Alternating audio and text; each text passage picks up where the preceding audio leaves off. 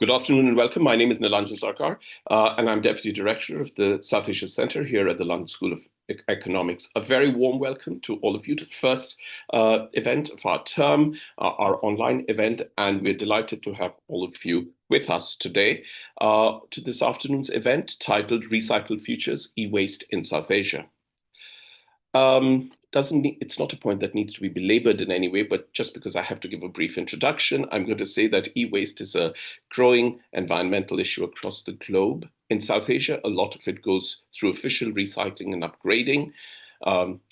In studies, informal academic studies, also referred to as jugaad technology in large parts of northern India at least, being resold to a domestic consumer market. Our event this afternoon will begin with an exposition of this via the forthcoming book of my colleague, Dr. Julia Corwin, who is in the Department of Geography and Environment here at the London School of Economics, alongside an eminent panel who will discuss e-waste recycling and associated labor and consumer economy in South Asia. But before we get into discussing all that, a few other general announcements that will govern the online event this afternoon. First, a very warm welcome and a very big welcome to all of you who are joining us.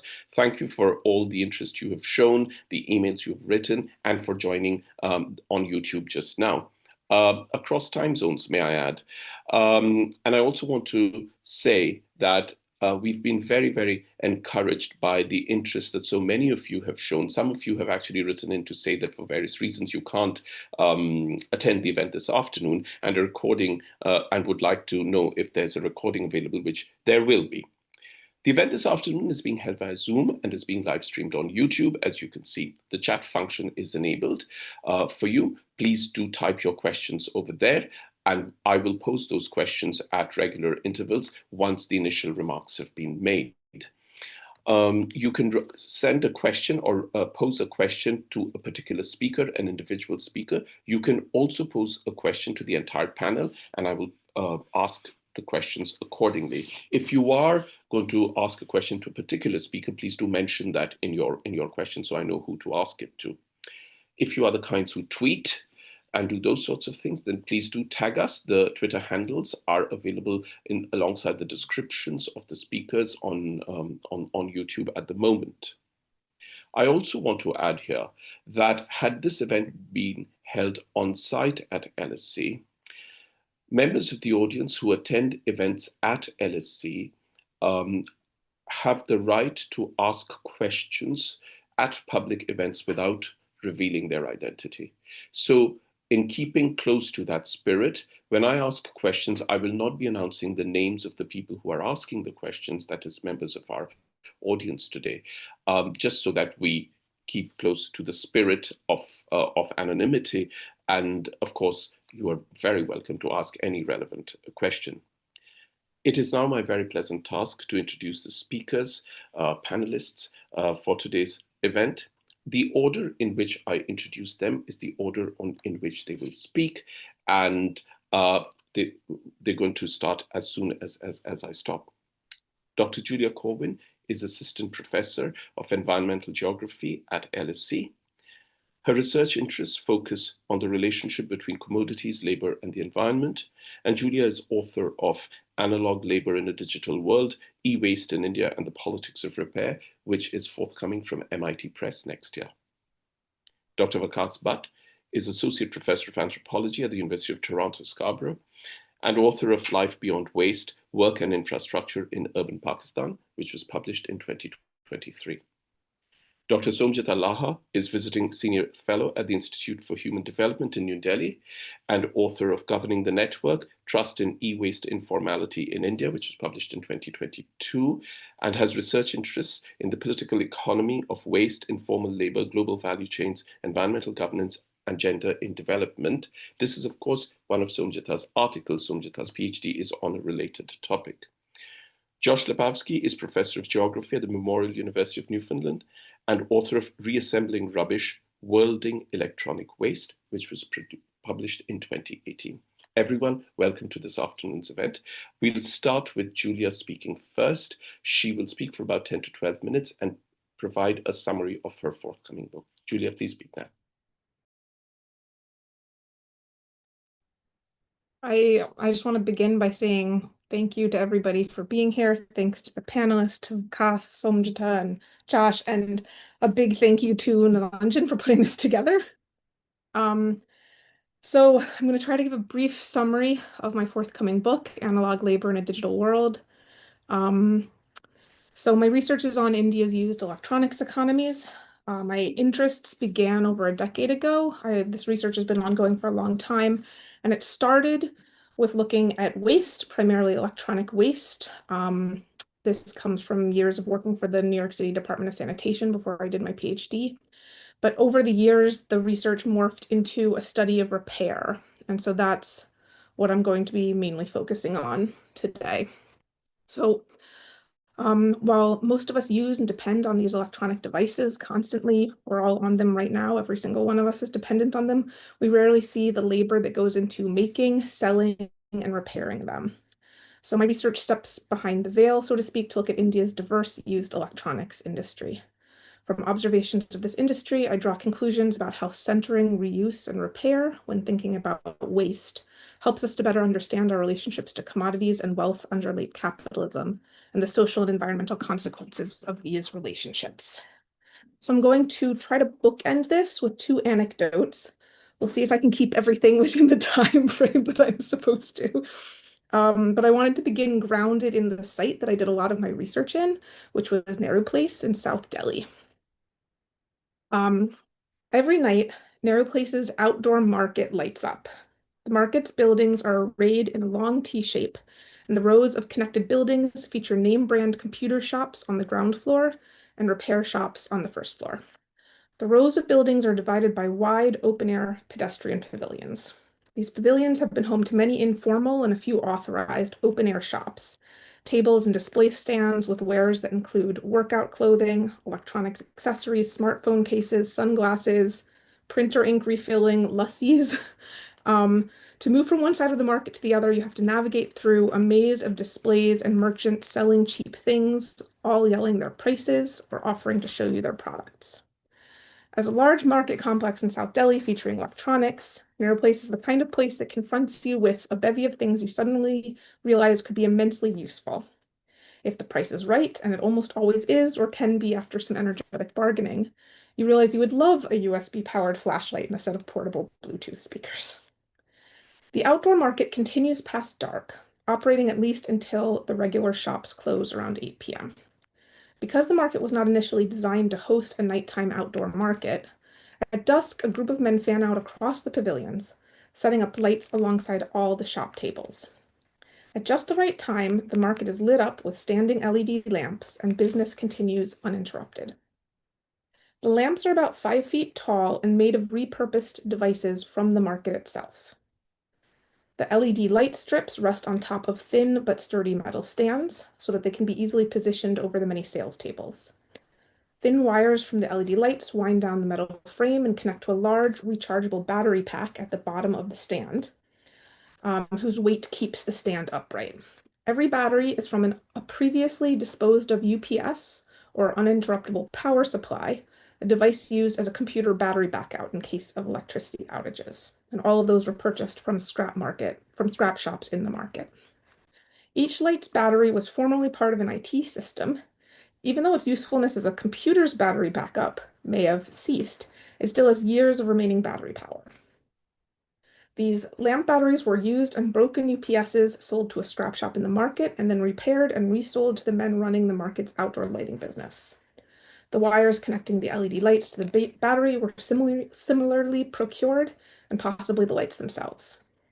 Every evening, a few men set up these repurposed lights, and the market continues on interrupted. So my research and through all of the conversations that I had with the many scrappers and repairers throughout Delhi and India serves as a witness to the global flows of electronics, waste, and labor, and the expertise in these economies, as observed from one small pocket of the world, centered in Delhi, India, and on everyday actions like this. Electronics are rife with significance to the complex working of the global economy.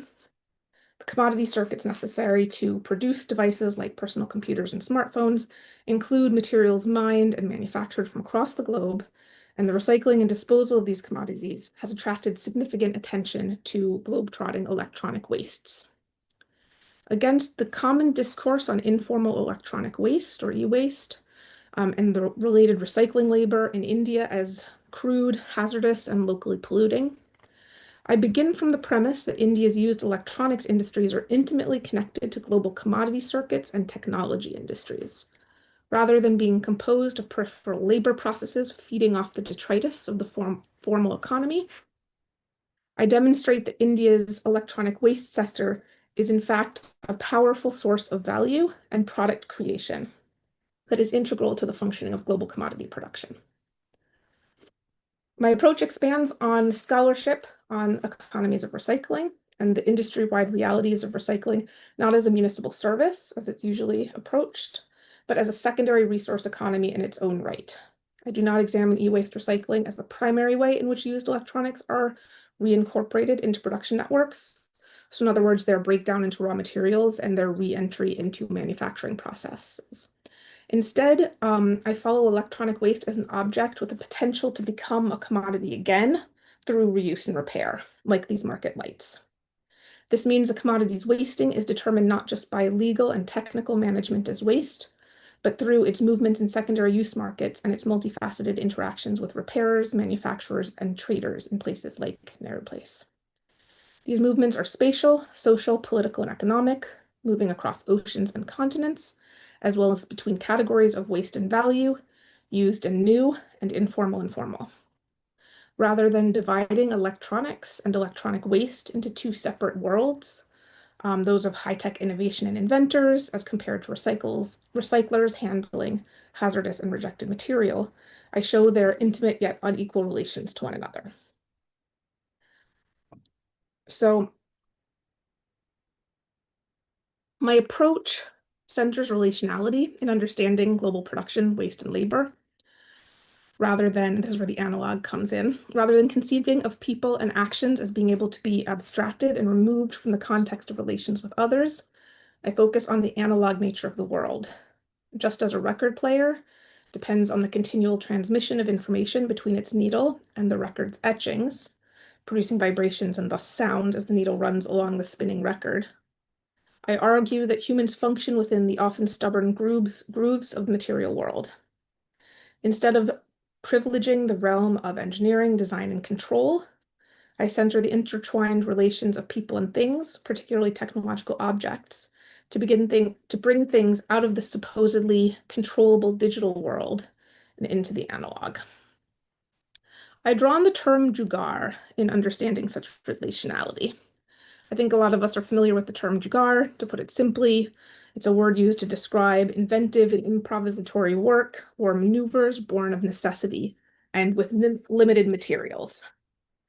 Using jugaad as a prompt to understand the contingent relationality of electronics, trade, and the global economy, I examine work with things as based in compromise rather than control, facilitated through experimentation and interaction.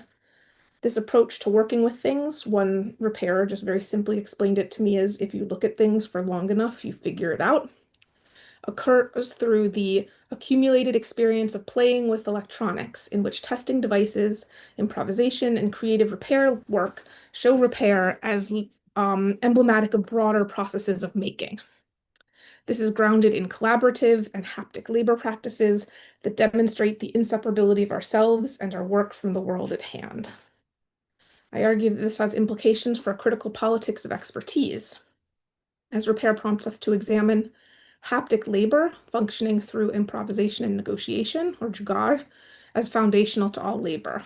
I explore this labor at different scales throughout the book, moving from observations of detailed and hands-on electronics repair work to the facilitation of global electronics trade through interpersonal informal networks, all of which function through analog grooves or relations of jugaad. So I want to quickly try to end, I realize I'm close to out of time, on another anecdote from a repairer in an e-waste warehouse, this time in East Delhi, to summarize this approach to life that I've gleaned from observing countless repairs. which is a vision of what it might look like to escape the social relations of commodity capital and live more carefully with things outside of a cycle of wasting. So I witnessed in this warehouse the tension between what a decommoditized relationship with things might look like and the disciplining forces of commodity capital. Zahir's warehouse occupied the top floor of an industrial building, accessible by a shipping elevator. Before he became a government-authorized e-waste collector, Zahir was a jack-of-all-trades repairman known for being able to repair anything and called a kalakar by his friends. He had learned the repair trade through his father and extended family network, beginning decades ago with radio and electronics repair. And in 2008, he had decided to formalize his work to become an e-waste collector. Due to Delhi's strict polluting industry laws and e-waste's designation as toxic, he wasn't permitted to dismantle or repair. He was only authorized to collect. This meant that things would be collected and then they would be brought to a recycler and shredded, producing waste and preventing repair and reuse. So he took us through his warehouse. We looked at a number of different really cool things. It was like a museum to technology, a really fascinating experience. But the things that surprised me were the new things, not the museum things, like laptops with stickers indicating new processors and several large flat screen TVs. When I expressed my surprise that these newer items were just sitting there gathering dust and doomed to go to the recycler without any potential for repair, Zahir visibly flinched, and at that point the visit grew tense, as the tour shifted focus from the types of devices to their status as a working or non-working device. He looked at every device with knowing familiarity as if they were old friends, as he had personally examined and tested all of them. I asked about the various different things, those older LCD screens. He said they were all tested and all functional. There was a new LCD TV. He said it was easily fixable, just a simple problem with a circuit. Teak Carvana, he said it could be fixed. The laptops, could they be fixed? Ho jayega, ho sakta hai. I could fix it. It could all be done. He was clearly resentful, his anger simmering barely below the surface. He knew all these things. He knew whether and how they worked and what they needed to be able to work again. But his intimate relationship with the electronics in his warehouse was curtailed by the law, which prevented him from repairing and reselling anything. It all had to go to a recycler and to become waste. His separation from these things, the forced and pointless wastefulness of his warehouse collection, and his palpable anger at this felt heartbreaking. Some of his anger was clearly directed at the loss of wages because recycling things yields less money than his previous business of repairing and reselling them. But I believe some of his anger was not simply about money lost, but about how the relationship to his work had changed. He was no longer a skilled repairer, a kalakar or artisan deftly traversing the world of things. Instead, he simply collected things for others to recycle. He was unable to relate to his materials and forced to treat them not as individual objects with interesting life trajectories and potential life future paths, but as amassed wasted commodities. In the formalized recycling system, the materials became waste, and Zahir's labor and expertise as an artisan repairer was also discarded. So drawing from this, I just want to conclude to think a little bit about what a repair-based relationality to things and the material world can show us. I think that observing repairs like Zahir regularly shifts understanding things as commodities towards a relationality beyond a possessive utilitarian relationship. Such relations in this reuse and repair world are based in an ethics of care for others, oriented towards maintenance and repair, in which we work relationally towards a less harmful and more careful world. As commodities inevitably yet invisibly connect people across the world, rethinking relations to things can offer a speculative window to broader attentive relations to care for others. This actively interrupts and sabotages relations of alienated value in commodity capital. It monkeys with an economic system predicated on making waste as the primary focus, and means attending to human and non-human entities not as alienated beings, laborers, commodities, resources, disposable objects, but instead as multifaceted, complex beings in relations of codependence. In this mode of social relations, the being of individuals and individual things matters, not simply as solitary isolated beings, objects, or materials, but as a collective. Indeed, it is a way of relating that performs the material reality of the world, that we are inescapably connected to and dependent on one another. Thank you. Great. Thank you very much, Julia. That was great, and I'm sure we'll come back to a lot of these things once we have a discussion. But may I now invite Dr. Waqas Butt, who is Associate Professor of Anthropology at the University of Toronto, Scarborough, and author of Life Beyond Waste, Work and Infrastructure in Urban Pakistan. What we've agreed is that the panelists will make initial remarks of about 6 to 8 minutes, and then we'll have a discussion, and then obviously, everyone is welcome to make further comments and so on and so forth. Waqas, please speak now. All right, great. Thank you so much. Yeah, of course, I just like to express my gratitude to Nilanja and Julia for, inviting me to be part of the conversation today. And I look forward to hearing the comments of Josh and Somjita, and also thank everyone who else at LSE has been involved in planning the event. So I know I only have 6 minutes, so I'm going to try to do a lot, 6 to 8 minutes. But when I first got the invitation, I've enjoyed having conversations with Julia, reading her work, but I didn't really feel prepared to be part of the conversation because it was so focused around e-waste, which is something, that I wasn't necessarily, I haven't necessarily researched or been very involved in, though of course I do look at recycling and sort of the politics of repair to a certain extent. But after a little bit of encouragement from Nilanjan, to take part of the conversation, I decided to, but I was still a bit lost of exactly what to say today. And so a few days ago, I had the chance to read the introduction to Julia's book, which she spoke about right now as well. And I've read, other things and sort of, her interventions around waste, value, forms of labor, analog and digital, and sort of geographies of circulation and extraction from the introduction. I found really helpful and allowed me to rework some of my own thoughts about sort of the politics of waste, recycling, and repair. So I'm going to try to sort of to put 3 points on the table for the conversation today based off of uh, what, Julia's work, my own work, and others. I'm sure this is relevant to Josh and Somjita as well.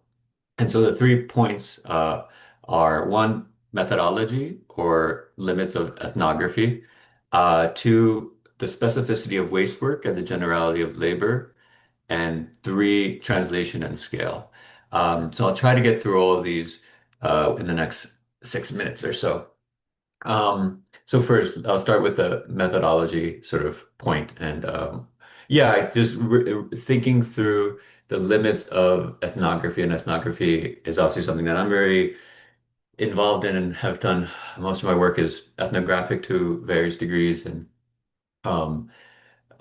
Julia's work is also very ethnographic, and it is ethnography, and I kind of want to connect um, some things here.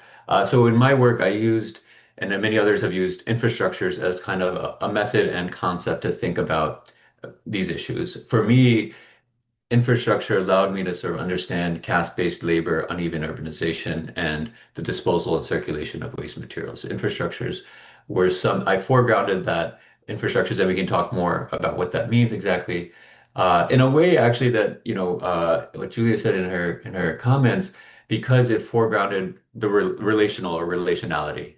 For me, that was very important as far as what infrastructures does, in the sense it's not, as we all know, just about waste or just about work or just about space, or whatever else you want to sort of thing you want to look at. It's about how those things are in relation with each other or something else.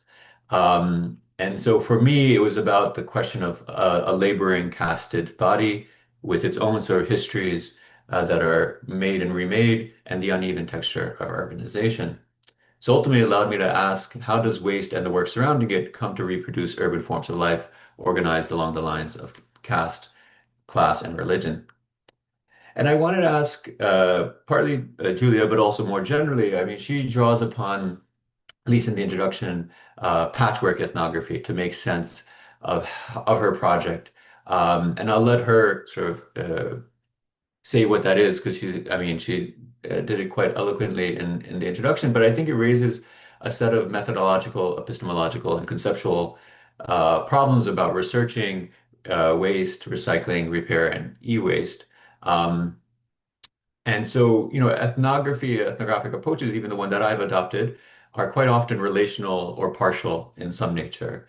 And so one question is, what other methodologies, or one thing that I'm thinking about is what other methodologies other than the ethnographic, can be deployed to think about these questions. And of course, there's a historical one, but also an archive and in oh my God, I'm short on time, but in a conversation that I was part of, one of the discussants posed to me that, and I didn't even think about my project in this way, but seeing waste as an archive, right? So that being another kind of methodological, conceptual, and epistemological kind of point. And I think there's something about waste as an unstable category that we're all kind of aware about. It has indeterminacy, it's shifting, it's a boundary object, there's different regimes of value that sort of almost is such waste becomes a very productive site to think about methodology and epistemology, I think. And so that's one point. The other point that I think I found really fascinating about the introduction and the sort of question of analog and digital that I would like to hear more about is, how we're caught between the specific and the general in studies of labor. That waste work is undeniably a specific form of labor, but it's part of a generalized or shared condition of labor in general. And I don't think I have the time to talk about this, but there's a vignette that I rely upon a lot in a chapter in the book about the disassembly of a VCR, right? And so the VCR struck me because it's a very analog. I guess I'll let Julia decide whether it's analog or not, but it's sort of very analog technology, and it was very much a disassembly process, right? So breaking it down so that you could use these materials again. And part of that was a reason I sort of focused upon that sort of moment was because it foregrounded this sort of question of materiality and waste that I found really important, but also thinking that there is a limitation to think about materiality and waste in this moment, right? That there's something larger that needs to be explained. And that's a more generalized condition of labor under contemporary capitalism that has to do with waste. So it's something that's necessary but insufficient, right? So more the question to us maybe as far as Julia's work goes is, I guess, isn't all labor analog? I want to sort of put that on the table. Is it or is it not? It's an open question. Is being analog, one of the shared features of labor in general? Is sort of another way of posing this question. Um, and so, maybe one other related question here is how do our larger concerns about sort of the digital economy, about digital forms of value creation shape our interpretation of labor, work, and recycling and repair? Um, and so I'm up on my limit, and I won't really able to get into the question of translation and scale because it's a bit longer than. Well, that's all right. You can just make that point briefly, and Yeah, I'll I mean, very quickly. I mean, I'm working on some new stuff around waste ecologies in Pakistan still, and trying to understand this relationship between waste and capital through the accumulation of both, right? So there's this accumulation of waste and this accumulation of capital that happens, and trying to understand that. And this accumulation problem for me is a scalar question, and I've been thinking about how waste and capital that both tend to accumulate, and we all kind of know that, how they sort of need to be translated in different moments. And that sort of active translation is both about how people create waste, obviously, or use waste or something like that, but also about how various interventions around dealing with waste. And I talk about sanitary landfill sites, but also like this plastic eating fungus that was like supposedly discovered. Um, the different ways in which repair of ecologies is imagined in these translations. So for me, it's not just that the scale question is about how waste moves or something like that, but how do we think about repair and care through a scalar question? And then this question of translation has become important. And so I just wanted to put that on the table around this question about how we understand repair, maintenance, care, and this sort of scalar question. There's more I could say, but maybe that's just a quick way of sort of summarizing the last point. Yeah, thank you so much, and I apologize for going a bit over the limit as well. No, not at all. Thank you very much. I'm sure we'll come back to a lot of this very soon, as soon as we've heard the other speakers make their initial remarks. And please do come back and say more about what you were not able to say this time round. Our next speaker is Dr. Somjita Laha, who's visiting senior fellow at the Institute for Human Development in New Delhi and author of Governing the Network, Trust and E-Waste Informality in India. Somjita's research interests are in the political economy of waste, informal labor, global value chains, environmental governance, and gender in development. Somjita, please speak now. Hi, everybody. Thank you all for listening and inviting me to participate in this. Well, I first encountered e-waste way back in 2005 when I was working in an NGO, Delhi-based NGO. I was trying to organize a public lecture around it, and I just couldn't find enough people to talk on it. I guess that was one of my motivations of taking e-waste up as my PhD topic. We've come a long way since then, as has e-waste. But I feel we still don't know enough of what's going on. I'm not claiming that we can ever know something in its entirety, especially something that's constantly unfolding and fluid and, yeah, as Waqas was also saying, unstable. But we still don't know what are the processes now or have been in the past. What are the pathways? Who are the people involved in this? And why are they involved in this? What is their sociality? And what are the networks, professional, which is deeply intertwined with the personal as well? And part of the reason is, of course, that e-waste is shrouded in informality. They like to stay out of the radar and out of public size. And also because they've been much maligned as, I mean, the entire sector or e-waste economy, recycling economy, maligned as toxic and polluting and, very, very hazardous to human health and environment. And here I would refer to Julia's earlier work, which I think she would also bring into her current, the book in process, is ethics of care. I mean, yes, repair work is care, and I do agree with it, but if we are talking about overall polluting effects of e-waste industry, and its repercussions on human health and environment, what about the human health and the environment of the people involved in the care work? Who cares for them or about them? I don't think many does. They're pretty dispensable, and the waste they work on is definitely more valuable than their lives.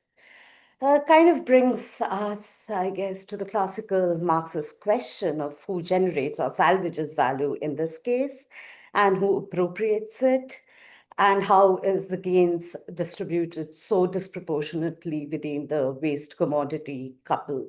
And this is not just, value in the parlance of political economy, it's also environmental value and contribution. Though all the places you visited in Nehru Place, Julia, it was about business and livelihoods. But they provide invaluable services and literally form the bedrock of many other small enterprises and companies who cannot afford brand new computers for their stuff. So secondhand computers go in as, fixed capital. But the laboring that, converts and transforms this so-called junk into capital is, receives very scant recognition, is poorly paid, and works under hazardous condition. But repair work is hazardous, but not as much as dismantling, and recycling kind of takes the cake. And not very surprisingly, that's where you find women in the recycling sector, either as daily wage labor or as unpaid labor in family enterprises. Are they not aware of the cost and burden of their work on their health? Yes, to some extent. But also, no, they don't really, I mean, as far as I understand, they don't really get the full import of it. And for them, it's, they'll shrug and say, they'll complain, but they'll shrug and say, ye to kaam hai, or ibadat ho gayi hai. So, this is our work and now we are used to it.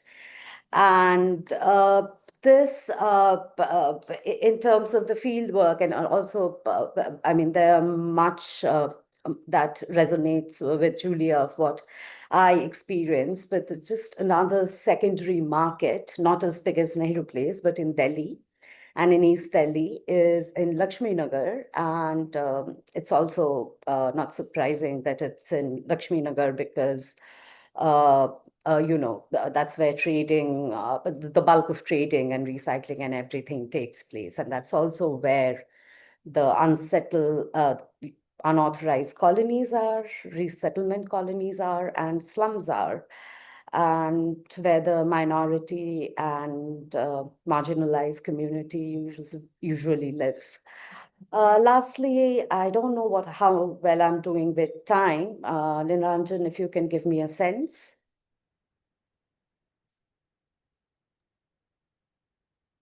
Am I over time? No, go ahead. Oh, okay. I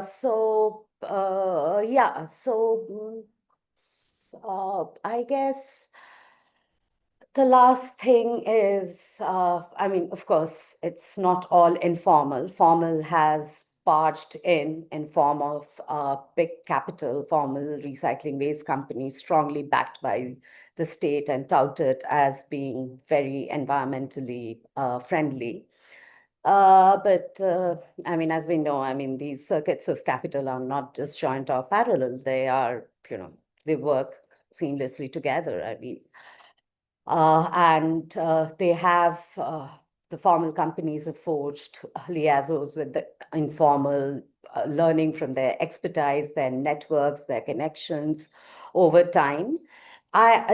Of course, the formal is all about, on the face of it, it's about their green image, extended producer responsibility, abiding by the regulations, and well, I don't know how much of that is true now, frankly, but at least before COVID, that was not the case.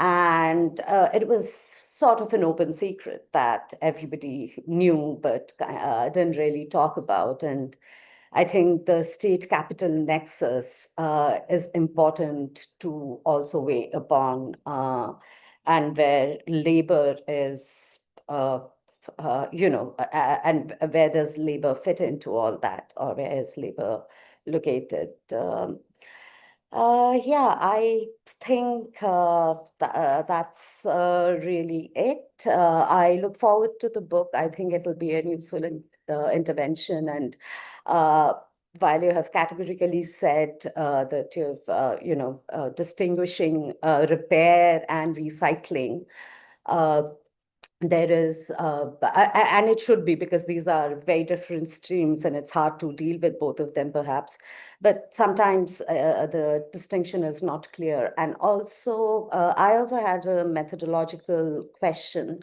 or rather, yeah, I mean, I haven't done ethnography, but in the field of waste, and especially something like this, it turns to be like ethnography, though I'm not trained in ethnography. But as much as I understand patchwork, ethnography isn't all ethnography on something like waste always a patchwork, because the actors changed, the people changed, they moved places, the sites actually changed to escape the eyes of the law and order.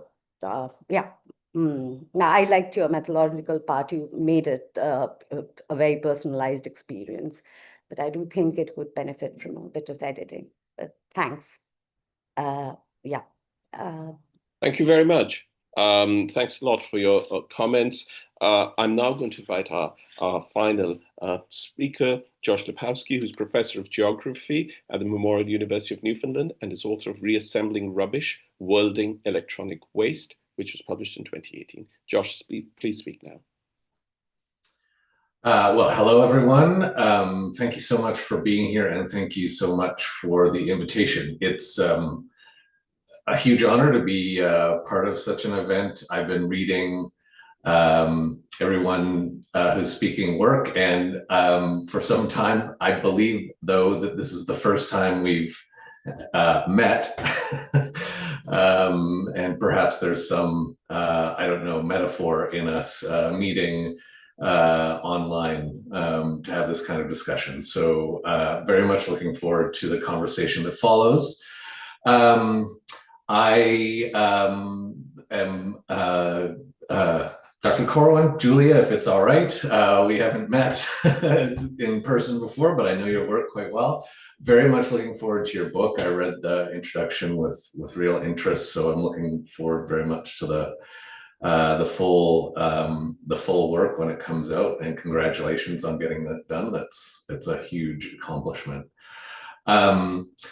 For those online who may not know my work on e-waste so well, I have been interested in electronics broadly conceived and waste and pollution associated with it for some time.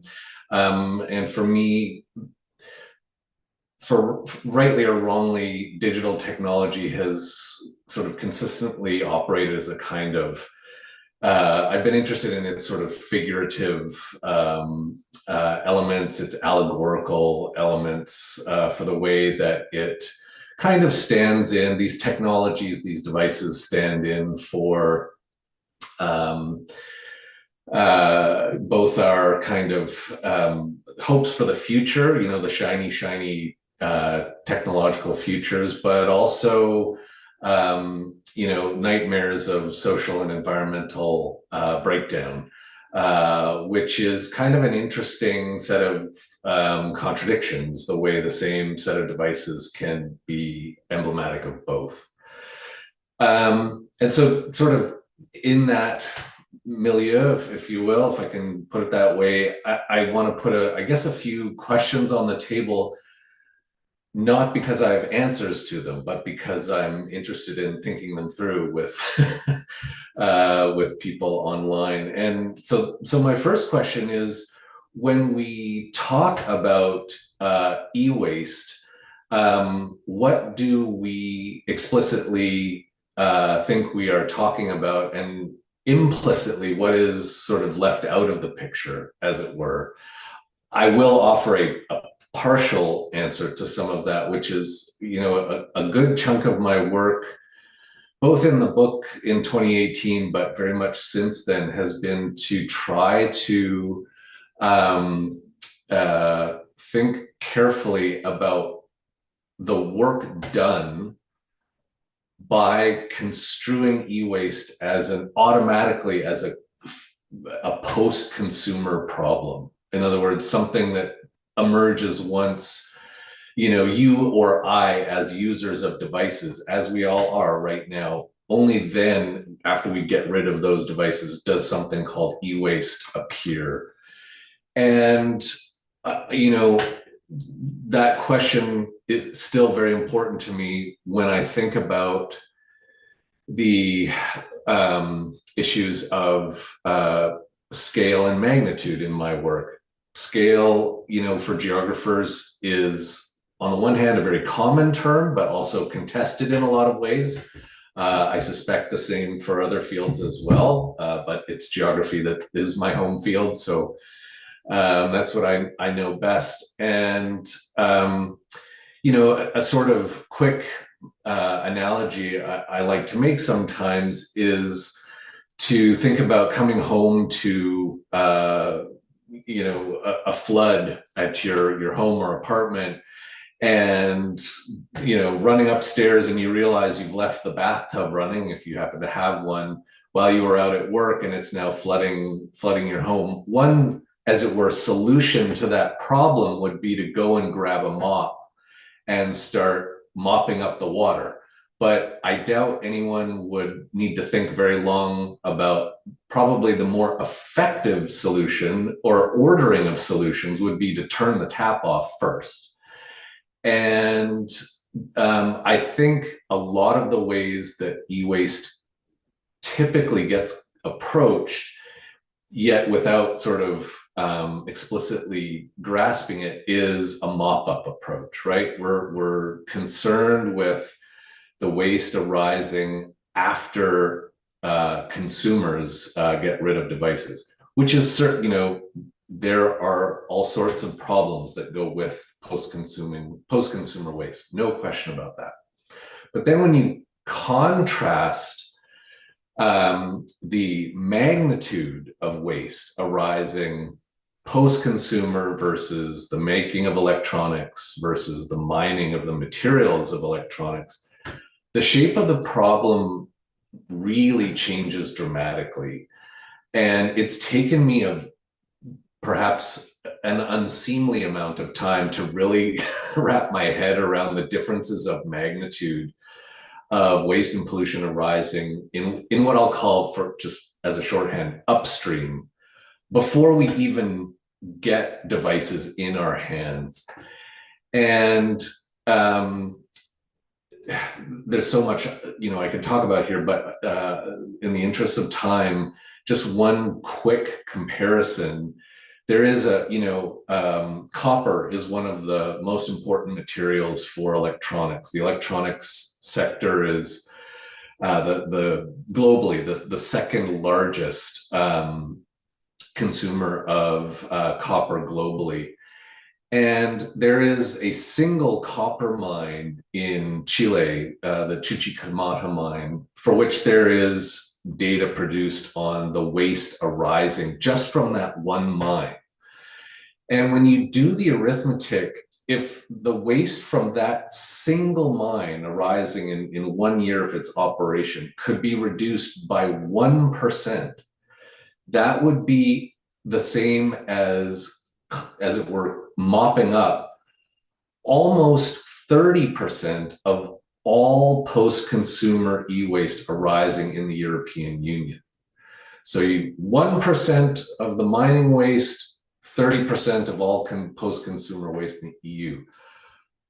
Of course, the different interventions at each of those, as it were, ends would need to be different, but it starts us, I hope, thinking about why differences of magnitude really matter, and why thinking about scale as not necessarily differences of size, but the relationships that matter is a useful distinction to make. So back in that overflowing bathtub analogy, if you will, all those teeny tiny molecules of water don't automatically add up to a big flood without the bathtub, without your forgetfulness, without the stopper in the tub.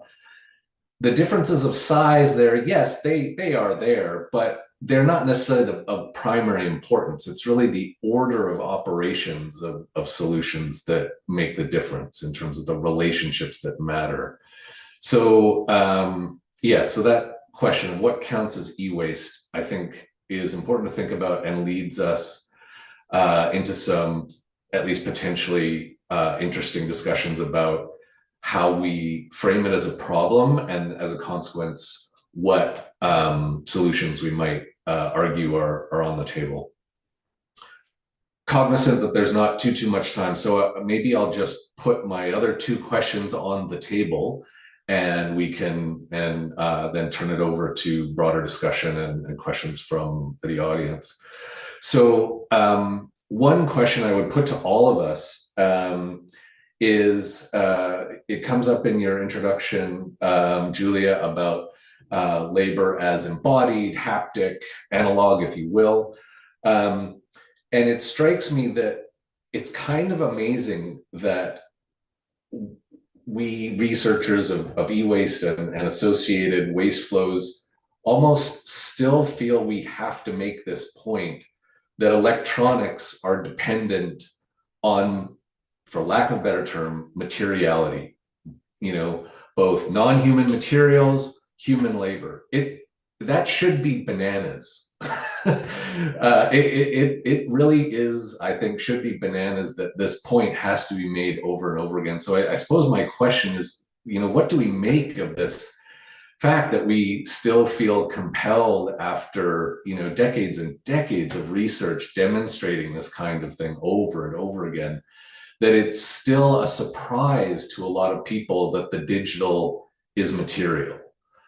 So a question for all of us, again, not one I have answers to. And then the third question is to ask, based on what I gather from your introduction, Julia, I have a sense that there is an association between repair and care and a certain kind of, for want of a better term, goodness. And so I'd like us to think about whether repair and care are automatically good. Maybe on that last point, I will close out and look forward to the discussion and the questions that come on. Thanks very much. Thank you very much, Josh. Just before I ask Julia to respond to all or as many or as few, howsoever briefly, and there's, I think at the very beginning, we were able to come to this unsaid consensus that questions posed doesn't mean answers are available. Just to say that to those who are watching, that please type your questions in the chat box if you'd like to ask questions. We'll continue with the discussion in the meantime. So I think the way we're going to proceed, there's a lot that's been said, a lot of which is directly relevant to Julia's work, and everything that has been said is relevant to the wider issues of that we are talking about, and all of it is as fascinating as it is interesting and relevant. Julia, what are we going to do about this now? Why don't you respond to everything that's been said in the way that you'd like to, and we leave some time at least so that the others can come back, to see in which other directions the conversations and the discussion about this subject can go, because I think all three of our panelists have made points that are also beyond the scope of your immediate work and yours. So it may also be interesting for all of us to hear about, what you've been thinking on the subject beyond the book, as it were. Yeah, go ahead. Yeah, thanks everybody so much for all of these comments. I have 3.5 pages of notes, so I'm going to try to condense it down to a very short response, because I'd also like to have conversation, but it is a lot. I'm going to jump around a little bit. I mean, what's interesting actually is that a lot of the things that people brought up draw on things that are either from research that I did in Delhi that didn't get to go into the book actually, or on a new research project that I'm doing in London on repair in London. So to begin actually with Josh's comment about what are we talking about when we talk about waste? Your statistic about like a 1% reduction in copper mining from one copper, that's like a fantastic and really disturbing statistic. I'm not surprised at all, honestly, but it is still jarring. One of the things that kept coming up in my research that I never actually got to talk about, and this actually goes to this other question about, like, there's a lot of things that we talk about with waste, particularly e-waste, that are very expected and understood, but we keep having to say over and over again. One of them is that I think e-waste gets focused on individual things, like, I get rid of my phone, and so much of it is actually corporate discards. And then pre-consumer corporate discards. So I ran into a lot of e-waste resellers or used electronics resellers or warehouse owners and warehousers that had things from seconds, from factory extras, gray market dumps, prototypes that didn't work out, over-purchased commodities that were just like in huge quantities that would then fall off the back of the truck and make it into gray market sales, and that there's like a whole other side of used electronics that aren't even actually used sometimes. This is very similar in the textile and fashion industry.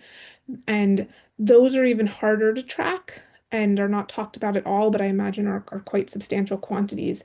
And so when we talk about e-waste, we end up talking often about individual devices and post-consumer devices.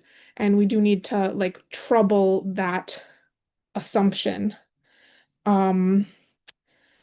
This is, I think, connected actually to Waqas's comment on isn't all labor analog. I think this is another thing that I would say is like almost just a like obvious thing that I still feel the need to say because I feel it is not really recognized, or that there's an importance in recognizing these things and belaboring the point in order to reconceive how we understand this labor. But yes, I do think that all labor is analog, that this is something that again gets neglected in the technology industry, but in all industries, there's this idea that really privileges design and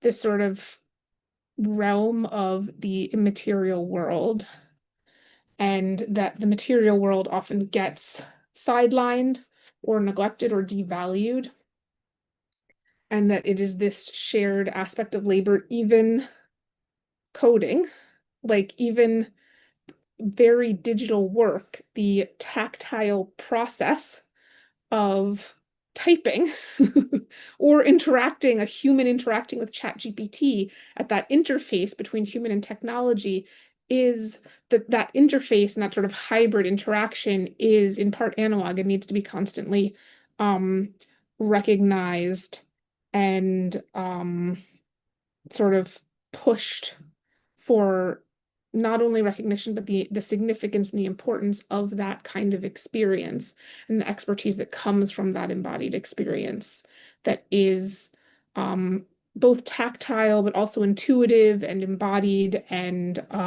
creative. And so I'm going to try to connect this also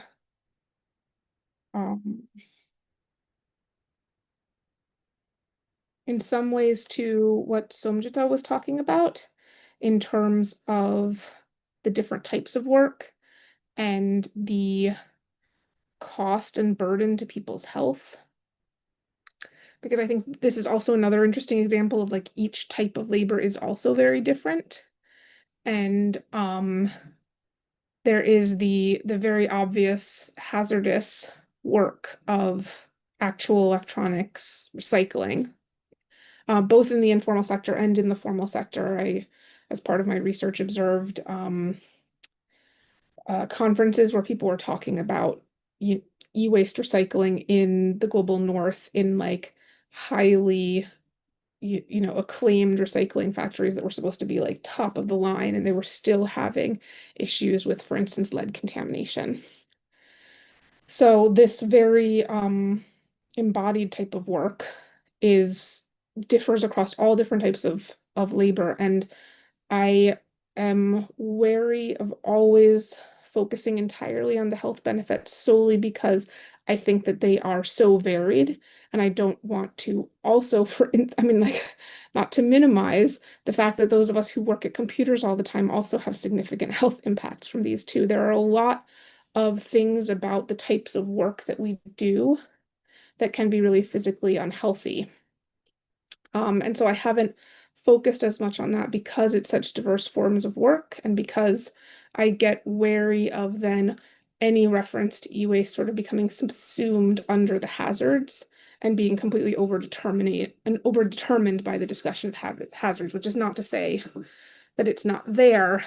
And I would sort of say instead we need to recognize the physical nature of all labor, even sedimentary labor where we sit at computers all the time and get back pain and carpal tunnel, which I think is again physical labor that I would like to sort of put them in conversation with each other. There are so many other things that I wanted to talk about. I wanted to talk about waste as an archive, which I think is like such a fantastic and exciting thing. But I think I'll end on Josh's comment about repair and care and goodness.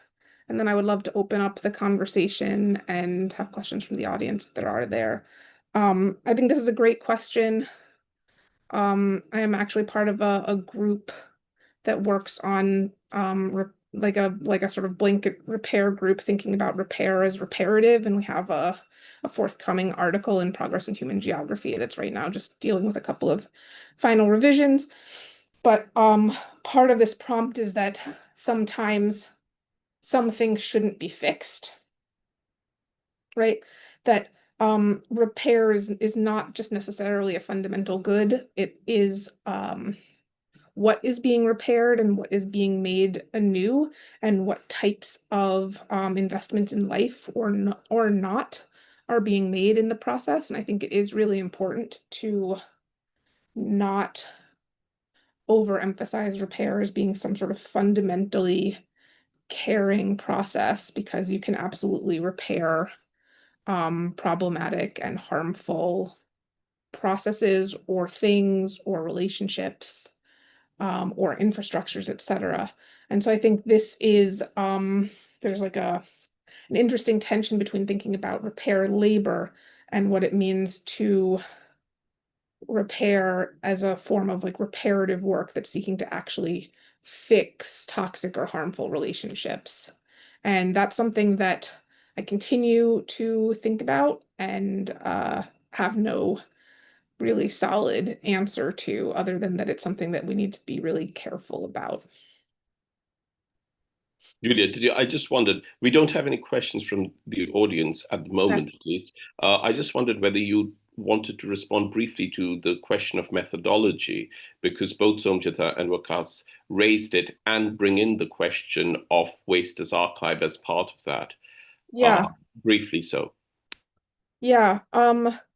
So the way that I approached my methodology, which is why I call it a patchwork ethnography, is that I was essentially tracing processes and things more so than people. And I think that is both limiting in terms of what you can find, and also really freeing in terms of how you can start thinking about worlds not just as being localized, but thinking about them as being connected to many different worlds. I'm trying, let me look at my notes on methodology.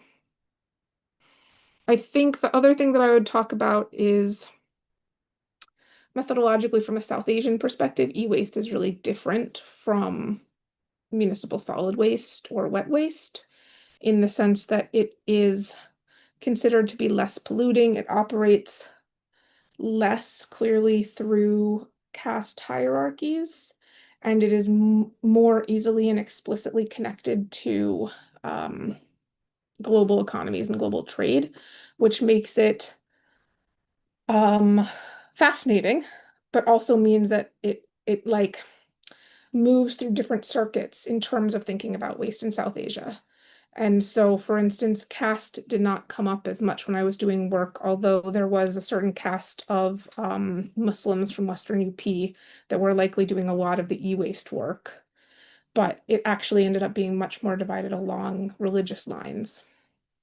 And that waste versus repair or used electronics was much more divided along religious lines, and that sort of framed the marginality and the potential violence of caste and religion that could come up with relationships to waste.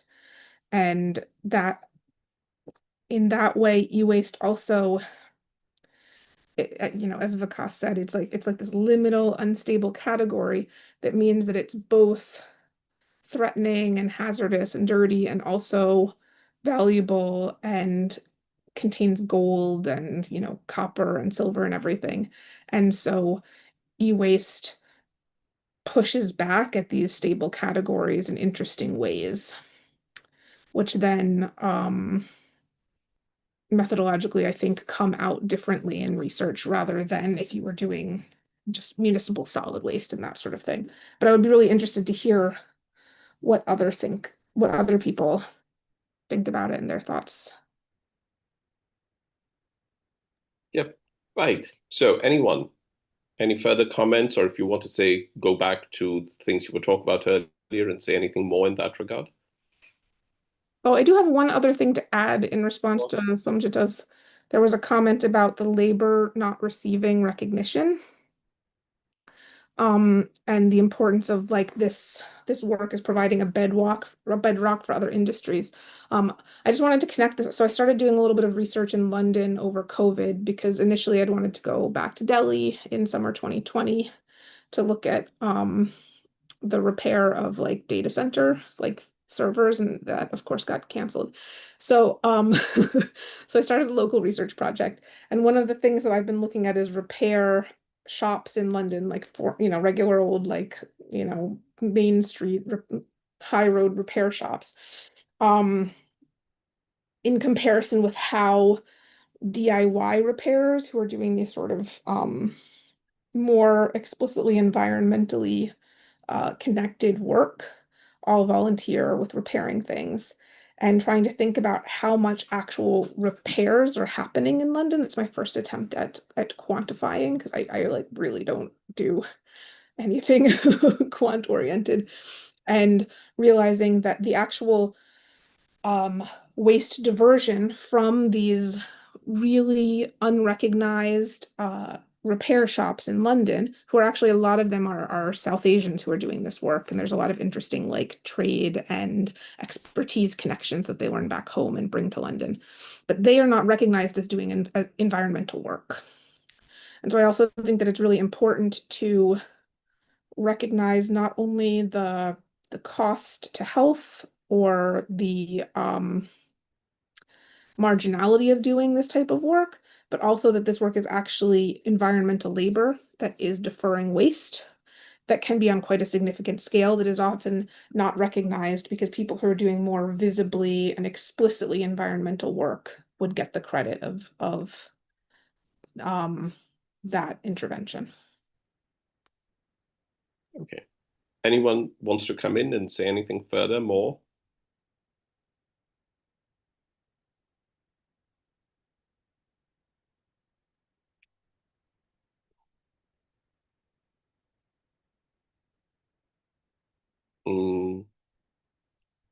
Julia, did you want to say anything more, or I can say something in response? I think Josh just unmuted himself. Did you want to say something, Josh? Sorry. Just trying to jump in to overcome an awkward silence, but so I mean, it's a question for you based on your experience, your field work in India.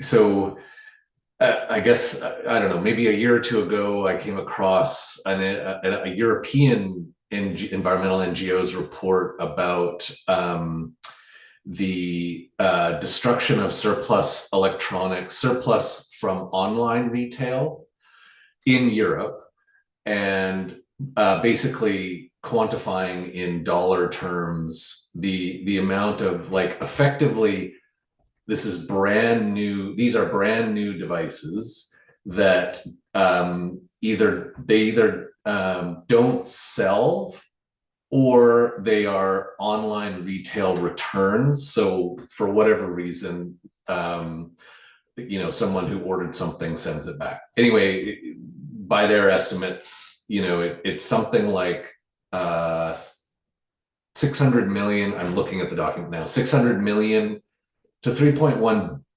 billion with a B euros annually of specifically electronic devices bought or returned online that are just destroyed by companies in order to eliminate the surplus, right? And keep prices at a certain level. So the conversation around e-waste is, I think, still, but certainly historically, been very much about like so-called developed countries exporting to developing countries. I am curious whether in your work you came across or are coming across sort of, for lack of a better term, sort of domestic relations in India, where you've got Amazon India, Flipkart, you know, plus a growing, you know, middle or upper class consuming in ways that are not totally dissimilar from, you know, richer markets elsewhere.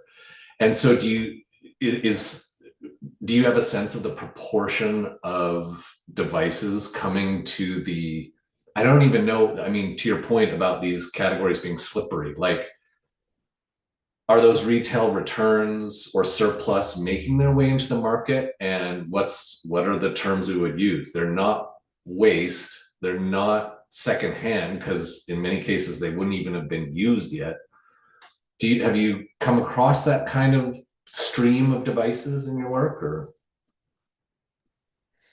Yeah, I mean, I definitely came across devices that were, I don't know if they were returns, but they were definitely just devices that didn't sell, like a shop or a factory had produced a ton of one specific kind of HP computer that just never got popular, and so they would have like thousands of them just sitting in a warehouse, completely new, untouched, and they would be destined for disposal. So the corporate response would always be to dispose of these things. But they would find their ways into the informal market and then be sold as new but without warranty. And so it was often where they would be sold not like somehow like without the VAT being applied. There were all of these different ways that taxes and warranties and guarantees were used to sell them on in different streams, but none of them were being shredded. And I think that's sort of the other lesson. Like there's a lot of things that are destined to be shredded or disposed of or burned or whatever that are not because they make them into they find their ways into other resale place value circuits. And that is very common in India, and I would guess that that is somewhat less common in the EU. I don't know whether these things were produced in India. I think a lot of them were at least assembled in India, but some of them were shipped to India to be then sold on local markets, and then they just weren't successful. Can I just add to that, because it was a question that I wanted to ask, but it was actually a spin-off of Josh's first point about what is left out. You know, what is e-waste versus what is left out, and that actually is a question also to Waqas and to Somjita about their work in Pakistan and India.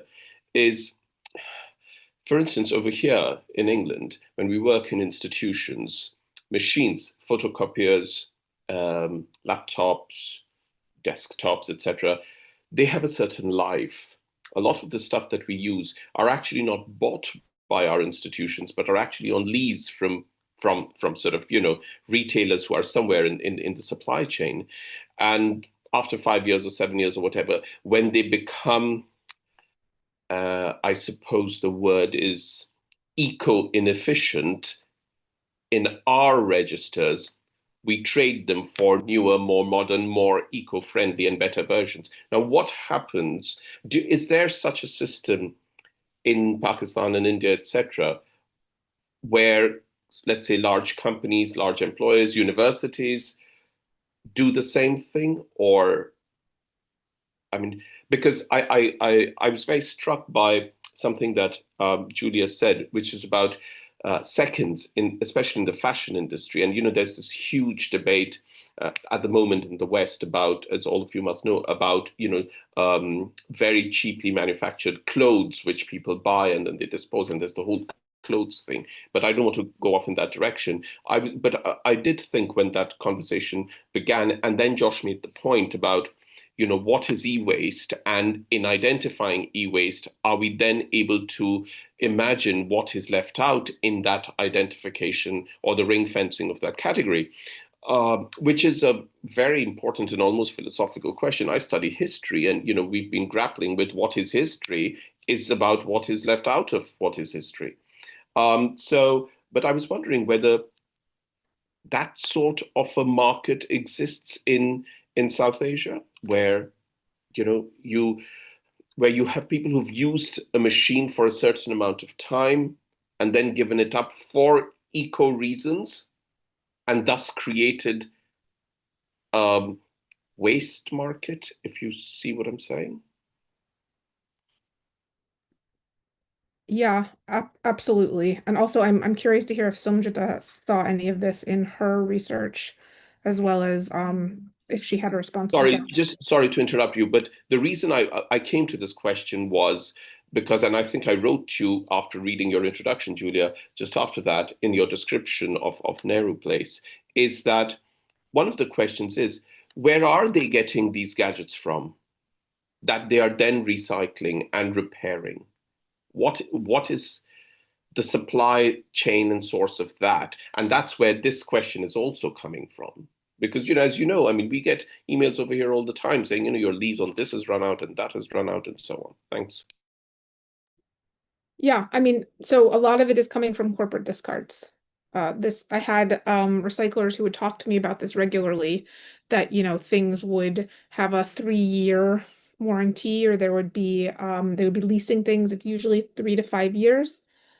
And then they would just get rid of things in bulk. I saw bulk discards of things in e-waste warehouses that had then been just upgraded or cleaned up and were being resold to other companies to use them. There's a whole it's like sort of circular leasing process where people will actually not be buying. So as you say, not be buying new computers, and they'll like be leasing things like Xerox machines, but they'll also then lease used things. So there were companies that were trading in used electronics that were also then leasing their used electronics the same way you would new electronics to smaller startup companies. So there are a lot of reuse and like remanufacturing or upgrading of electronics, so that they then have a sort of parallel used leasing process also. And this is all coming because there are these bulk export or bulk discards from industry.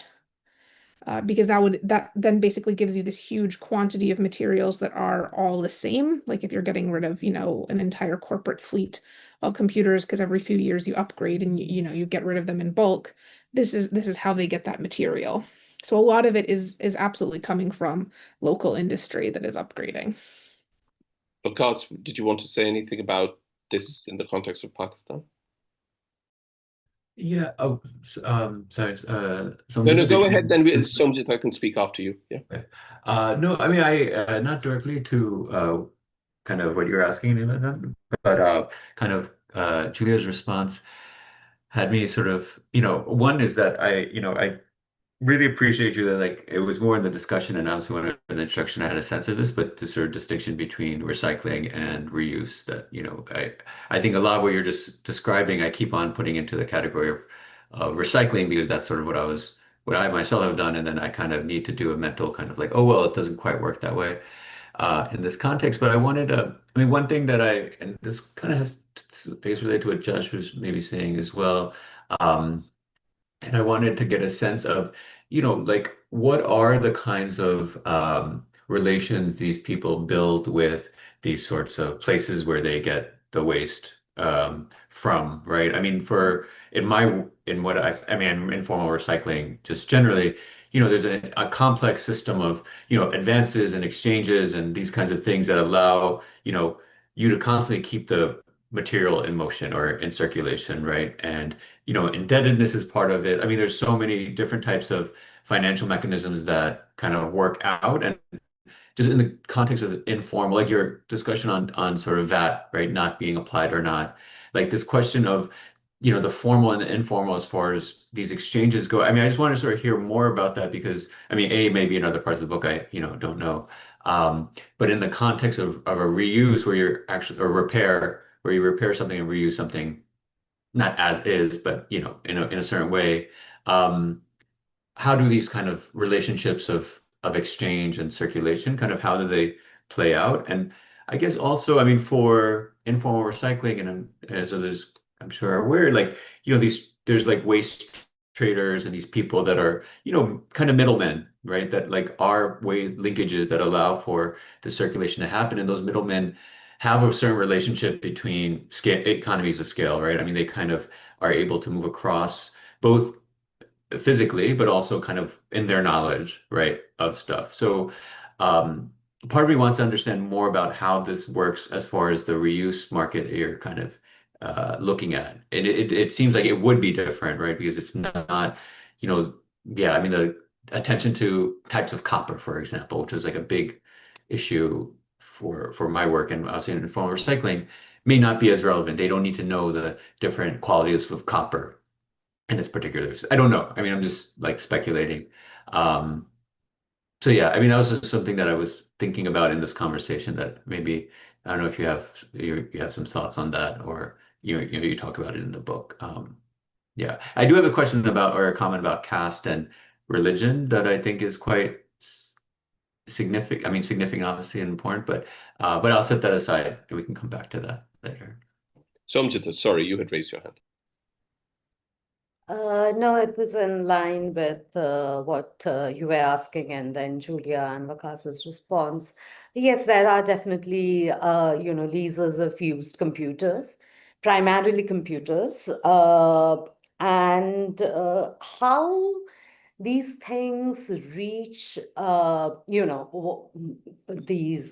e-waste, for simplicity, reach places like Nehru Place. It's through this incredible network of people all over the city. I mean, some are bulk corporate discards, but that happens through auctions. And now there are, of course, platforms of e-auctions and everything. But when I started my fieldwork, which was in 2012, there was, nobody knew. At least people like us would never figure out who is auctioning what, including, universities, big government departments, one company folding up or moving to another location. But these informal traders, who are primarily Muslims, trading is a very religiously concentrated activity, and it's mostly Muslims there for generations. It's their family business, and they take pride in it.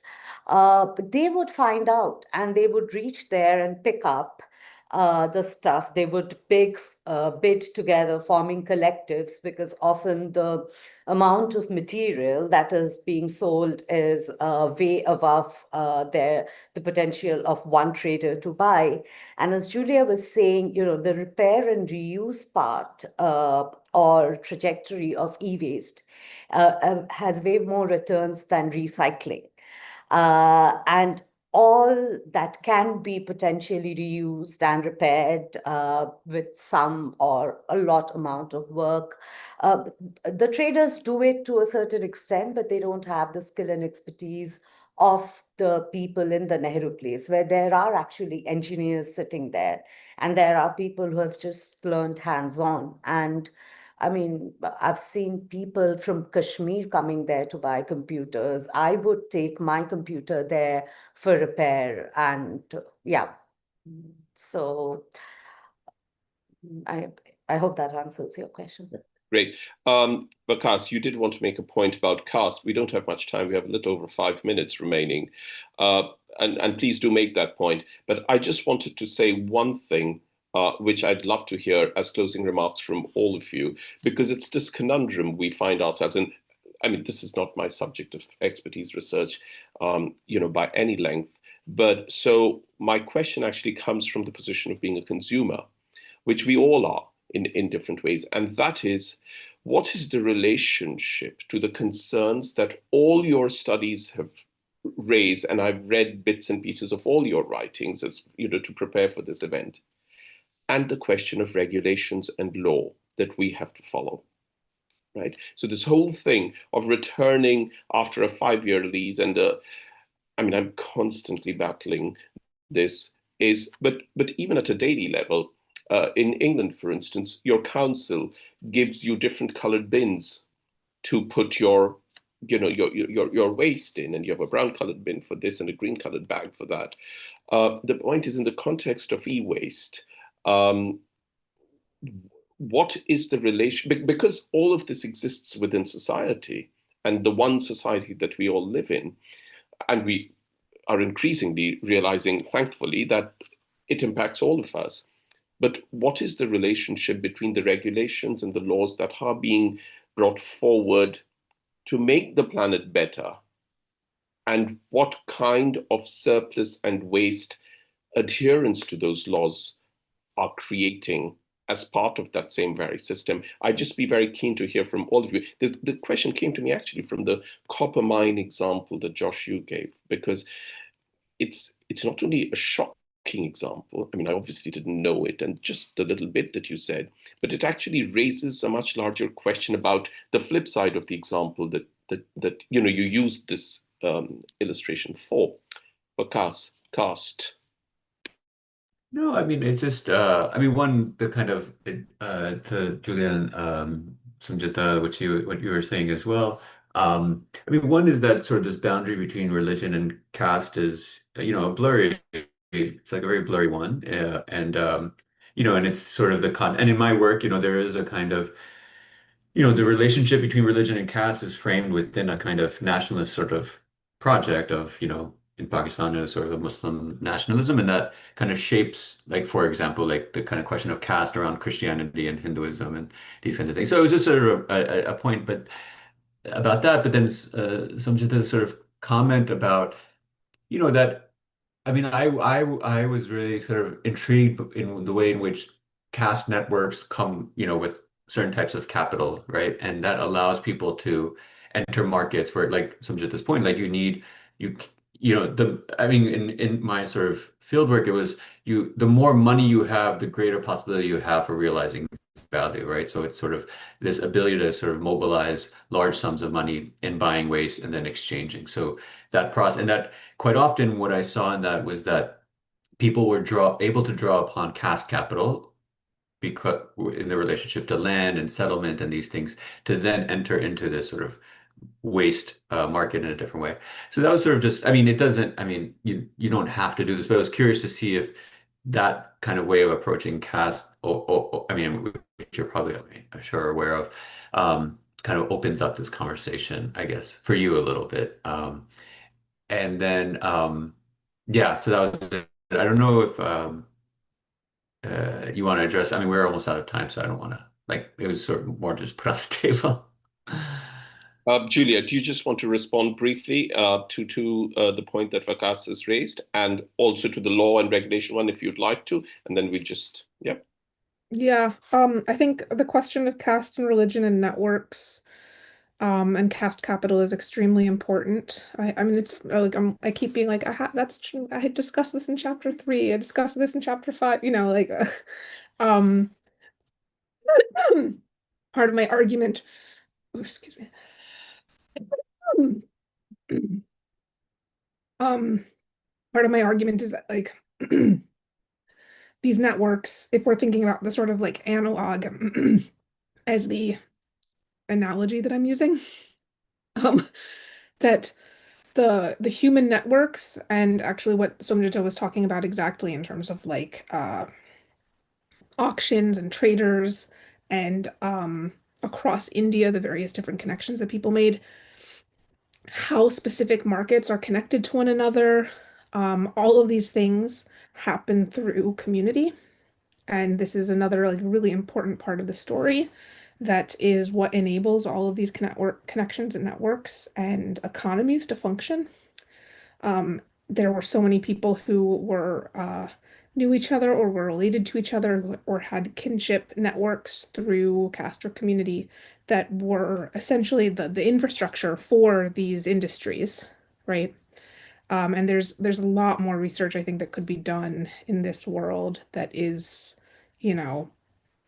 extremely rich and really generative for thinking about how much business processes are actually really formed through interpersonal and community networks.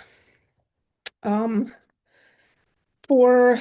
the final question about thinking about ourselves all as consumers and the relationship between all of our research and regulation and law. I think about this a lot. I also have a chapter on this, thinking about the e-waste rules in India and how that's sort of what I was getting to with my final anecdote with Zahir about I can't remember what I renamed him. I think that's what I renamed him. Um, that you have all of these laws that sort of hamstring and funnel waste into or waste or used electronics or sometimes new electronics that just haven't been sold in standard markets into waste channels. And so part of what I focus on at the end of the book in the final chapter before the conclusion is really like how much consumer capital depends on that. That is like actually like we need to have essentially a continuous production of things that people are then buying and selling, because if everything just lasted forever and worked perfectly, you would not have consumer capitalism. And so regulation and law is fundamentally founded on the need to continue to have a turnover of things also. And the concepts of the circular economy, which sort of seem like they're trying to pose a critique to that, are actually part of the same thing. It's of a continuous treadmill of consumption that we are all implicated in, and it's very difficult to escape from, because beyond just things like, you know, planned obsolescence, we have things like just ends of warranties or upgraded and changed operating systems and all of these various different like interconnected industrial and corporate and design and technological processes that are designed to produce waste. And our regulations and laws continue to reinforce that as well. Josh, did you want to say something? I certainly can. Like on regulation, I think there's lots that can be done. This is there's a lot that could be said here. I know that we're essentially out of time. So I think one quick way to think about this is to look at other industrial sectors where regulations have made real, very substantial differences in improving safety. Probably two of those that I point to them in some of my work is the automobile sector and food and pharmaceuticals. And I'll use the pronoun we very loosely here, but we can walk into a grocery store, these days and don't have to think too hard about, is this particular brand going to poison me? That's not because the corporations are benevolent. It's because they were regulated, and there's a history to that there's excuse me, a lot of geographic variation to the history, but one of the common themes is it was collective citizen action that eventually led to the creation of institutions that we take for granted because they operate in the background in Canada, Health Canada, or Food and Drug Administration in the United States. I'm not suggesting those are perfect institutions by any means, but again, they arose as a consequence of organized citizen action, not a bunch of individual consumers shopping their way to a safer world. Waqas, did you want to say anything about regulations in the context of Pakistan and the waste recycling market? Not too much. I mean, one thing that I would say, I mean, to sort of echo what Josh was saying, and thinking about this question of regulation, less from waste recycling or e-waste, and more from, and this is something that I'm working on, and this is where the sort of translation skill thing is coming from, looking at sewage, for example, and rivers and these kinds of things. And this is where the kind of question of regulation, I mean, there's only so much, individual care people can do vis-a-vis the river. And it does need to kind of take a different scale and different intensity, maybe because of the effects that certain interventions have. So I think that's where, something that I've been thinking a lot about, and also like how that is connected to citizen action, like Josh was saying. and other kinds of sort of social movements more generally, right, as well, around this kind of issue. So yeah, that was just a small comment, but yeah. Somjita, you have the last word. Uh, on regulations, not much except kind of I agree with what people say. And well, I mean, the paradigm of waste work, any kind of waste work, is within a regulatory regime, and that's where, you know, the state creates this distinction of what's legal or not, or in other words, what's formal and what's informal. And these are shifting boundaries, and Julia has seen it in her work because India went through the first rules came in 2012, but they were revised in 2016 and etc. But I just have one question which I need to ask Julia: what happened to Zahir? What did he do? I mean, I can almost feel his that, you know, this can be repaired and used, and I have to break it down. Uh, if you don't mind sharing, that is. I mean, I haven't seen him since 2019. He, I assume, is still doing that industry and being very grumpy and very bitter. He had a whole side warehouse of print. He used to be really big into printer and Xerox machine repair. And so part of it was that because when I talked to him, I was connected to NGOs that he had worked with as part of the formalization process. I also think he was hiding an entire side of his industry from me.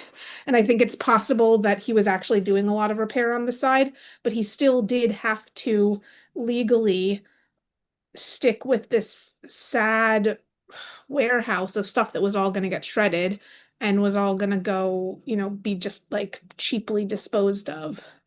I mean, he was like kind of he was often used, actually, he was mentioned by a number of other people that I talked to as like an emblematic example of why you don't formalize and why you don't go into recycling, because there were like a number of people who had tried to do what the government had wanted them to do in the like earlier 2000s and had been really burned by it and had such a chip on their shoulder and such a sort of like devaluation of their labor. It was just kind of heartbreaking. And I've thought about getting in touch with him again, but I think he was just so like put off by all of our conversations that I didn't want to re-trigger him. I met him several times and he just, because I was connected or I had met him through like connections through these NGOs, I think he just like, I was not welcome in his world and I didn't want to push. Thank you very much. Thank you very much, everyone. I don't think I can end this event without saying that we are nonetheless benefiting from digital technology, even in doing this event. Thank you very, very sincerely. This was a fascinating discussion. There have been members of the audience. I'm sure some of them attend our other events, and so they would have heard this said by me before, but but I do say it at the end of every event because almost always our panelists and participants are new and first timers, is that if there's anything good that came out of COVID, it is that we all became tech savvy. And that allows us to convene these kinds of virtual panel discussions, which the center makes available free for everyone to watch everywhere. But it is equally true, and I want to thank each of you individually, that all of you are busy, all of you have other things to do. So when you give time to something like this, you're doing it voluntarily. And for that, on behalf of the center, as well as on behalf of the audience, I'm very, very grateful to all of you. And thank you very much. Julia Corwin, Waqas Butt, Somjita Laha, and Josh Lepawsky. Goodbye.